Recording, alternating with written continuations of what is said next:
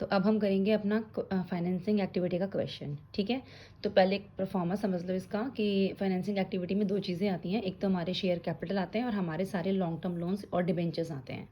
ठीक है, और उसका जो परफॉर्मा है cash flow from financing activity में क्या आता है? Issue and redemption of equity share, issue and redemption of preference share, issue and redemption of debentures, cash credit, bank overdraft, dividend paid करना है अगर शेयर इशू किए गए हैं, और इंटरेस्ट पे करना है अगर डिबेंचर इशू किए गए हैं। ठीक है बेटा, तो ये हमारा परफॉर्मा होगा। चलिए तो स्टार्ट करते हैं हम अपने क्वेश्चन से। देखो हमें क्वेश्चन में दे रखा है 2018 और 2019 के बैलेंसेस। इक्विटी शेयर कैपिटल दे रखी है हमें, पहले 6 लाख थी, फिर हमारी 8 लाख हुई है। 12% प्रेफरेंस शेयर कैपिटल दे रखी है 2 लाख, बाद में ज़ीरो है। 14% डिबेंचर्स हैं हमारे 10 लाख के, और उसके बाद पहले हमारा 18 में कोई बैलेंस नहीं था और 19 में 10 लाख हो गया। इसमें एडजस्टमेंट दे रखी है, इक्विटी शेयर्स वर इशूड एट 15% प्रीमियम। इन्होंने ये बताया कि जो इक्विटी शेयर हैं वो 15% प्रीमियम पर इशू किए गए हैं। प्रेफरेंस शेयर जो हैं वो रिडीम किए गए हैं 5% प्रीमियम पे। डिबेंचर्स जो इशू किए गए हैं वो 1% डिस्काउंट पे किए गए हैं। Under writing commission on equity share ₹10,000 का है। प्रपोज डिविडेंड जो इक्विटी शेयर पे है वो प्रीवियस ईयर का 90 है और करंट ईयर का 120 है। ठीक है, चलिए तो स्टार्ट करते हैं। सबसे पहले देखो हमारे जो इक्विटी शेयर कैपिटल था वो पहले 6 लाख के थे, बाद में 8 लाख के हो गए। यानी कितने के इशू करें हमने? 2 लाख के इशू करें। जब भी शेयर की वैल्यू इंक्रीज होगी या डिबेंचर की वैल्यू इंक्रीज होगी तो उसे बोलते हैं इशू ऑफ शेयर या इशू ऑफ डिबेंचर। अगर उसकी वैल्यू कम हो रही है तो वो होता है रीपेमेंट ऑफ शेयर या रिडम्पशन ऑफ डिबेंचर। तो हम करेंगे issue of equity share 2 lakh के।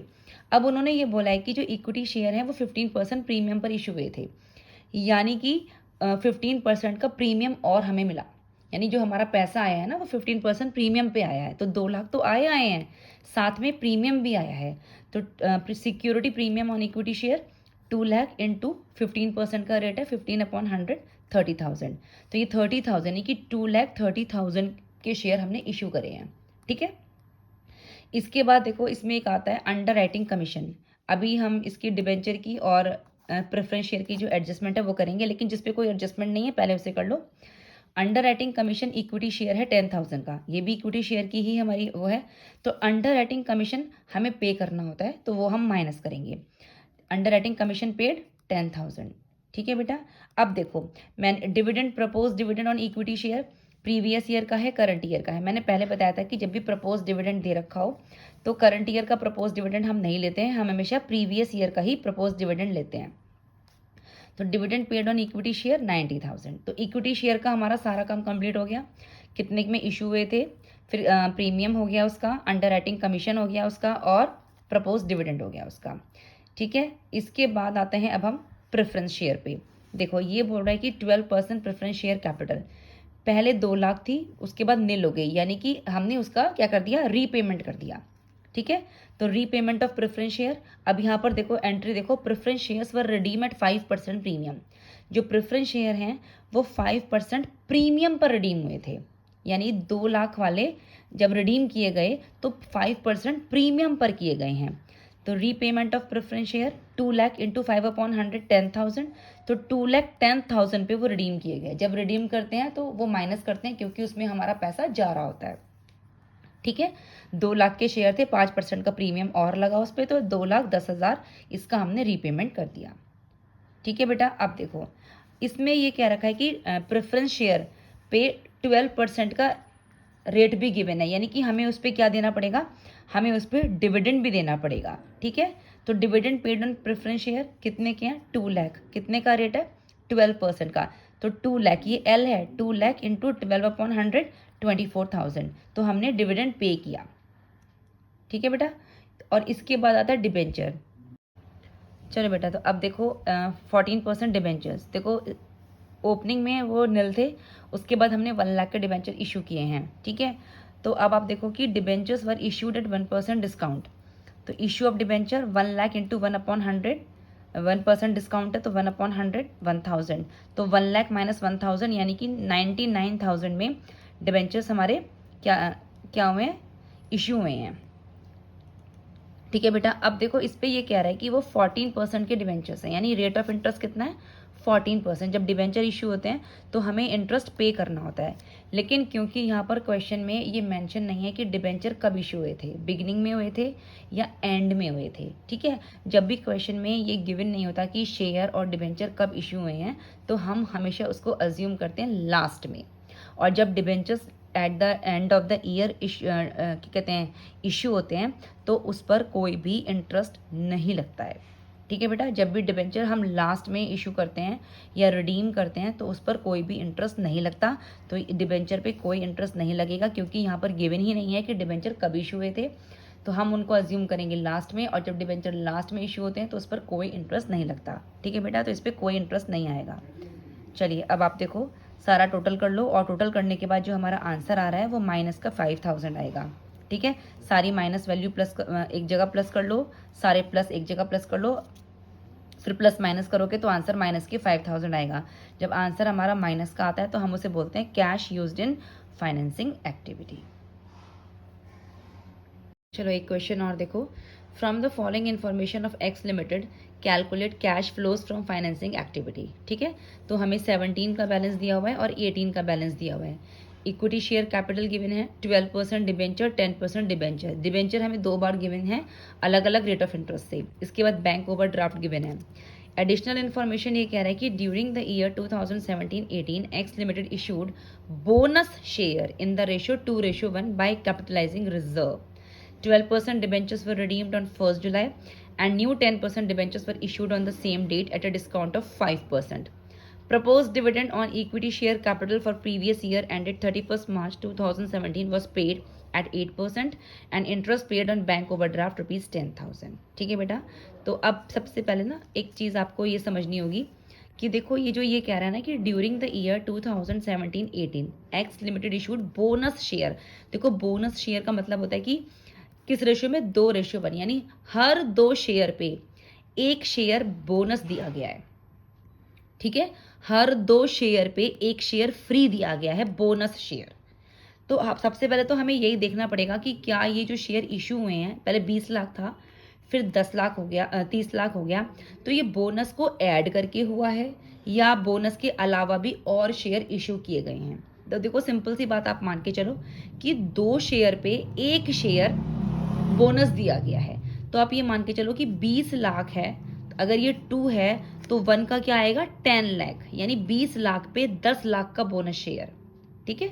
तो अब आप इस चीज़ को देखो ऐसे समझो, सपोज करो कि 2:1 हमारा क्या है, हमारा ये है रेशो, और बोनस शेयर है 2 लाख, मतलब 20 लाख के शेयर हैं। तो न्यू कितने इशू करेगा, 2:1 के हिसाब से क्रॉस मल्टीप्लाई करोगे तो न्यू इशू करेगा या 10 लाख। कितने करेगा न्यू इशू, 10 लाख। 20 लाख के share upon new issue is equal to 2/1। तो ये मान के चलो कि न्यू इशू 10 लाख हुए हैं। लेकिन अगर आप यहाँ देखोगे तो 20 लाख में जब हमने 10 लाख के बोनस शेयर जोड़े थे तो उससे ही हमारा टोटल 30 लाख हो गया, यानी कि कोई भी नया शेयर इशू किया ही नहीं गया है। यहाँ पर तो दिखा रहा है कि 20 लाख शेयर थे अपॉन न्यू इशू 2:1 का अगर आप करके देखो तो न्यू इशू हमारे 10 लाख के आ रहे हैं। लेकिन ये जो 10 लाख से जो ये शेयर इंक्रीज हुए हैं ना, ये कोई शेयर कैपिटल इशू नहीं हुई है। ये जो बोनस शेयर दिए गए कि 2 शेयर पे 1 शेयर फ्री, तो 20 लाख शेयर पे 10 लाख शेयर फ्री दिए गए हैं, उससे ये कैपिटल इंक्रीज हुई है सिर्फ, यानी 20 लाख प्लस 10 लाख 30 लाख। सपोज करो अगर ये 35 लाख होता तो 20 lakh plus 10 lakh bonus share, 30 lakh तो वो हो गए, सिर्फ 5 लाख के ही शेयर और इशू किए जाते अगर ये 35 लाख होता तो, क्योंकि 20 lakh plus 10 lakh bonus share मिला के 30 होता है, और 35 मान के अगर हम चल रहे हैं तो 5 लाख के शेयर सिर्फ नए इशू किए गए होते। लेकिन क्योंकि यहाँ पे ऑलरेडी 30 ही गिवन है और 20 लाख में 10 लाख हमने बोनस शेयर जोड़े तो हमारा 30 लाख ऑलरेडी आ ही रहा है, तो यहाँ पर कोई भी नया शेयर इशू नहीं किया गया है। तो यहाँ पर इशू ऑफ शेयर कैपिटल की कोई भी एंट्री आएगी ही नहीं, क्योंकि कोई भी नया शेयर इशू किया ही नहीं गया। ये 30 लाख तो सिर्फ इसलिए हो गया क्योंकि 2:1, 2 पर 1 शेयर फ्री मिलेगा, यानी 20 लाख पे 10 लाख शेयर फ्री मिलेंगे, तो ऑलरेडी 10 लाख शेयर जो फ्री मिले उसको मिलाकर ही 30 लाख हुआ। तो इशू ऑफ शेयर की कोई एंट्री हमारी नहीं होगी, ठीक है बेटा। चलिए अब नेक्स्ट क्वेश्चन पे नेक्स्ट लाइन पे आ जाओ। ये कह रहा है कि डिबेंचर्स हमारे पहले कितने के थे, 3 लाख के थे, बाद में 0 हो गए, यानी कि हमने रिडीम कर लिए, 12% डिबेंचर्स, तो डिबेंचर्स की एंट्री करो रिडम्पशन की। Cash flow from financing activity, redemption of debenture 3 lakh, minus कर देंगे इसको, तो ये वैल्यू नेगेटिव है। अब देखो, अब ये कह रहा है कि जो ये 12% वाले डिबेंचर हैं ये रिडीम हुए थे 1 जुलाई को, और ये जो 10% वाले डिबेंचर हैं ये उसी डेट में, सेम डेट यानी 1 जुलाई को हमने क्या करे, इशू करे एट ए डिस्काउंट ऑफ 5%। ठीक है, 12% के डिबेंचर्स रिडीम हुए 1 जुलाई को, और 10% के डिबेंचर हमने इशू करे उसी डेट पर एट ए डिस्काउंट ऑफ 5%। अब देखो ये जो 12% वाले जो डिबेंचर हैं, देखो 1 अप्रैल से हमारा मंथ ईयर शुरू होता है 31 मार्च को, ये 1 जुलाई को हमने रिडीम कर लिए, यानी ये जो लोन है हमारा 3 लाख का, ये 1 जुलाई में जाके हमने पूरा किया, अपना लोन वापस कर दिया। लेकिन ये लोन हमारा 3 महीने तो रहा ही है, अप्रैल मई जून, तो ये जो 3 महीने हमारा लोन रहा है इस पर हम कितना इंटरेस्ट देंगे, 12% का, क्योंकि रेट ऑफ इंटरेस्ट कितना है, 12% डिबेंचर, 12% वाले डिबेंचर्स। ठीक है, तो ये जो हमारा लोन है ये अप्रैल में जून तक रहा, तो 3 लाख इंटू 12/100 इंटू 3 महीने का 3/12 9,000, तो इसका इंटरेस्ट तो हमारा 9,000 आ गया। दूसरी बात ये कह रहा है कि जो 10% के न्यू डिबेंचर हैं, ये जो नए डिबेंचर हैं 10% के, ये सेम डेट में इशू करे गए हैं 5% डिस्काउंट पे। ठीक है, तो सबसे पहले तो क्या करना है, सबसे पहले तो हमें इसकी इशू की एंट्री कर लेनी है। देखो, इशू ऑफ डिबेंचर 5 लाख के हैं ना ये, और 5% डिस्काउंट पे हुए हैं, तो इंटू 5/100 25,000, तो 5 लाख में से ये डिस्काउंट वैल्यू हटा दो तो 4,75,000 में ये इशू किए गए, issue of debenture at discount. ठीक है, अब हमें इस पर भी इंटरेस्ट रेट निकालना है। ये जो हमारा जो ईयर था जहाँ पर हमने ये रिडीम करे थे, वहाँ पर ही हमने ये इशू करे हैं 10% न्यू डिबेंचर डिस्काउंट रेट पे, 47,500 का हमारा ये इशू हमने किया गया था, इस पर भी हमें इंटरेस्ट देना है। ये 1 जुलाई को हमने इशू करे, और ये जो डिबेंचर है, ये जो हमारा लोन है, ये हमारा 31 मार्च तक रहा, यानी कि 9 महीने रहा। और अब आपको ये ध्यान रखना है कि इंटरेस्ट जो होता है ना, वो हमेशा फेस वैल्यू पर ही दिया जाता है, इससे कोई फ़र्क नहीं पड़ता कि हमने जो चीज़ें इशू करी गई हैं या रिडीम करी हैं वो हमने डिस्काउंट पर करी गई हैं या प्रीमियम पर करी गई हैं, इंटरेस्ट हमेशा किस पे दिया जाता है, फेस वैल्यू पे। तो 47,500 पे हमने इशू करे ना डिस्काउंट पे, लेकिन इंटरेस्ट हमारा 5 लाख पे जाएगा, ये ध्यान रखना। Interest always on face value, doesn't matter whether they issue और रिडीम ऑन डिस्काउंट और प्रीमियम। ठीक है, तो हम इस पे इंटरेस्ट निकालेंगे, तो 5 लाख 10% का इसका रेट था, 1 जुलाई को इशू करे, और ये लोन हमारा 31 मार्च तक रहा, यानी 9 महीने रहा, तो ये हो जाएगा 37,500। तो टोटल इंटरेस्ट कितना हो गया हमारा, टोटल इंटरेस्ट हो गया हमारा 9,000 प्लस 37,500, तो टोटल इंटरेस्ट हो गया हमारा 46,500। तो ये हम लिख देंगे इंटरेस्ट ऑन डिबेंचर 9,000 प्लस 37,500 46,500, और ये माइनस होता है। ठीक है, चलिए next entry, propose dividend on equity share capital for previous year ended on March 2017 was paid at 8%। देखो, प्रपोज डिविडेंड की अगर परसेंटेज गिवन है तो यहाँ पर तो खैर क्या ही रखा है कि वो प्रीवियस ईयर पे निकालना है, लेकिन मैंने ऑलरेडी नोट्स में भी मेंशन कराया है कि हमेशा इसको प्रीवियस ईयर पर ही कैलकुलेट करते हैं। ठीक है, तो प्रीवियस ईयर कितना है हमारा 20 लाख का, उस पर हमें 8% देना है प्रपोज डिविडेंड। देखो ये रहा, प्रपोज डिविडेंड है 20 लाख, उसका 8% यानी 1,60,000 हमें डिविडेंड पे करना है, 1,60,000। इसके बाद है interest paid on bank overdraft ₹10,000, ये ऑलरेडी हमें वैल्यू गिवन है, तो ये हो जाएगा इंटरेस्ट ऑन ओवरड्राफ्ट 10,000।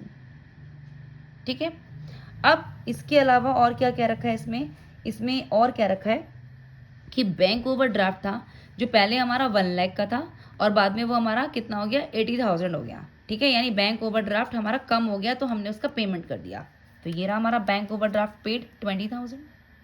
ठीक है, अब हम क्या करेंगे, अब इसके अलावा हमारी कोई भी एंट्री इसमें नहीं बचती है। एक ये एंट्री बहुत इंपॉर्टेंट थी, बोनस शेयर वाली, ये थोड़ा आप ध्यान करके चलना।